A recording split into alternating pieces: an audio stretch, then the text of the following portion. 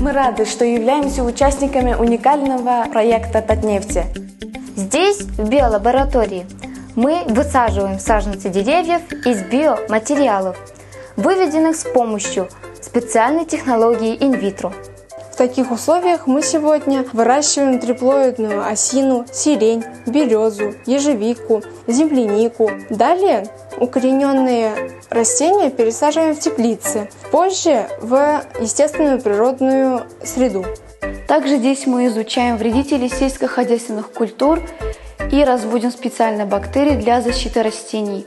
Мы стали лучше понимать нашу природу, любить и ценить ее.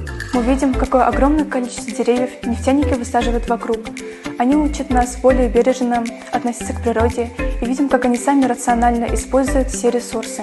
Например, в Татнефти есть установка по переработке отходов древесины. Мы слышали, что полученный там биоойл будет использоваться для производства биотоплива, а биочар – как удобрение в сельском хозяйстве. Мы уверены, что благодаря такому ответственному отношению к природе, а также нашему тандему с нефтяниками, наша природа станет еще прекраснее.